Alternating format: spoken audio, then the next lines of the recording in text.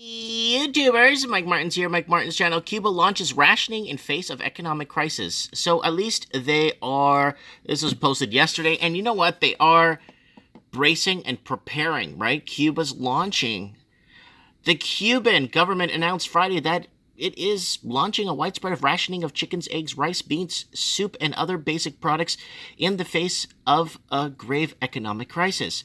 Commerce Minister Betsy Diaz Velasquez told the state-run Cuban news agency that various forms of rationing would be employed in order to deal with shortages of staple foods. She blamed the hardening of the U.S. trade embargo by the Trump administration. Economists give equal or greater blame to a plunge in the aid from Venezuela, where the collapse of the state-run oil company has led to nearly two-thirds of cut in shipments of subsidized fuel that Cuba used for power and to earn hard currency on the open market. We are calling for calm, Diaz said, adding, the Cubans should feel reassured that at least cooking oil would be in ample supply. It's not a product that will be absent from the market in any way. So, guys, I spent quite a bit of time in Cuba, almost 6 months, and just around all the different states. I went everywhere except Guantanamo. I've been to every state in Cuba, and I rented a house in a small town called Celia.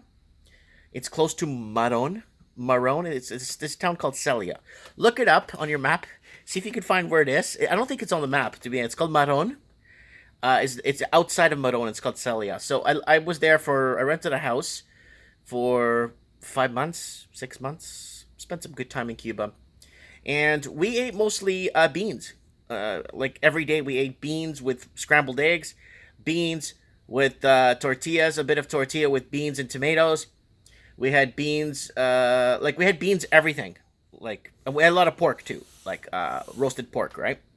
So, interesting, very interesting country. I took many photos too. I should maybe put them up on my Facebook. Cuba imports roughly two-thirds of its food at annual cost of more than $2 billion, and brief shortages of individual products have been common for years. In recent months, a growing number of products have started to go missing for days and weeks at a time, and long lines have sprung up within minutes of appearance of a source products like chicken or flour. Many shoppers find themselves still standing in line when products run out, a problem the government has been blaming on hoarders. The country is growing through the tough moment. This is the right response. Without this, there'll be hoarders. I just got out of work. I was able to buy hot dogs, said Lazara Garcia, 56-year-old tobacco factory worker. At the Havana shopping center where Garcia bought her hot dogs, cashiers received orders Friday morning to limit powdered milk to 4 packets per person, sausages to 4 packets per person, and peas to 5 packets per person. Manuel Ordenes, 43, who identified himself as a small business owner, said the new measures will do nothing to resolve Cuba's fundamental problems. What the country needs to do is produce. Exactly! Thank you! Sufficient merchandise that we would lead shorter lines, he said. So, Cuba is big. It's very big. It looks like a small, tiny island there on the bottom there, south of Florida. You would think that, there's not much going on. There's a lot going on. When I was in Cuba, it was under the Castro regime. Hospitals, state-of-the-art hospitals. Amazing hospitals. The healthcare is phenomenal there. Believe me, you don't have to believe me. You can make fun of me. Phenomenal healthcare system there. Free universities and colleges, people becoming scientists and then leaving Cuba and moving to countries like Argentina and Spain and stuff to bring their studies to other places, right? I think Cuba should start small. Start with the canned food. Start canning food that they could produce that doesn't sell too quick. And start canning corn and stuff like that doesn't sell as fast as the other stuff, and then start exporting the corn and tomatoes and exporting that canned stuff first, and fruit, lots of fruit, and canned fruit and stuff, and people buy that stuff, and then you know what? Then I would recommend with some of the proceeds start investing in a desalination plant to start purifying water or making water drinkable from the ocean. Desalination plant doesn't have all the minerals. the water has, but still, it's a right step in the right direction. And start bottling water and selling it dirt cheap. Start solar paneling most of the country. Start wind powering most of the country because you got the wind there, big time wind there. Start really making the country off grid. Make Cuba off grid again. Start making your own vehicles, which is not that hard to produce anymore. All you have to do is pick up a nice a frame, frame that could create 4 or 5 different cars on that frame. So all you need is the frame, the chassis, the brakes, the master cylinder, all that stuff, and then all you have to do is add a motor and transmission and 4 different body styles on the same frame. Like the old Camaro and the old Trans Am, and those kind of cars, they had the same frame, right? And I would start looking into things like that, bigger things, and more farming, more chicken farms right across the country. They don't need to import eggs. Chicken farms everywhere. Everyone gets some sort of subsidiary from the government if you own a chicken farm. You own a chicken farm, you get government subsidiaries, some bonuses for doing that and doing that extra on top of your work that you have. That's what you start doing, is start working with the people, but working with the people so they're not so dependent on government, so they can interly trade to defeat the lineup. So you put less, you just make it more of a bartering system between farmers and people in the area. The guys, oh, yo tengo los huevos. Oh, you have the eggs? Okay, está bien. Mira, yo tengo lo leche. I got the milk. Okay, we start trading. We start doing that, right? It works, believe me.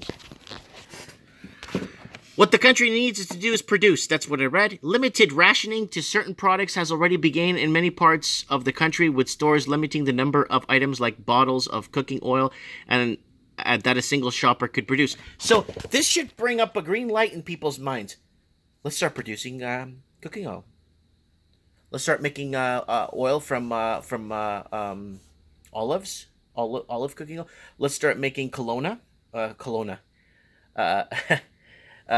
oil. All kinds of different ideas, right? And healthy methods too, using coconut. Coconuts are all over the place there. You could fry with coconut oil. We used to fry in coconut oil all the time. So something needs to give in Cuba. Entrepreneurs need to look up and say, mira, me puedo hacer esto. Yo tengo la capacidad para hacer esto. I have the capacity to do this.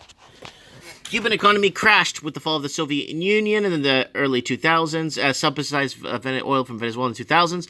The largest shortage of rationing appears to mark the end of the phase of relative prosperity, but conditions are nowhere close to deprivation of what is known as Cuba's special period. Cuba's highest leaders say that while tough times lie ahead, there will be no return to the worst days of the post-Soviet depression because the island has diversified its economy and built trade ties with countries around the world. Food stores in Cuba are government-run and sell products ranging from highly subsidized to widely overpriced by global standards. Every Cuban receives a ration book that allows them to buy small quantities of basic goods like rice, beans, eggs, and sugar each month for payment equivalent to a few U.S. cents. So when I was grocery shopping in Cuba, okay, I went all over different stores to shop and stuff. It's like $3 US, and you buy vegetables for like the next 2 months. I'm not kidding. So it's really affordable to eat there, right? Cubans with enough money can buy more of those basic goods at liberated prices that are still generally below the world average. At the highest, Cuba's 3 tiers, brand name goods from high quality rice to fancy jams can be jams. They can make their own jams. They have the cane for sugar. They have the fruit to crush instead of buying this crap that's full of hormones and crap that they do here with this genetically modified crap. Why would they want to import that when they have everything there on the island?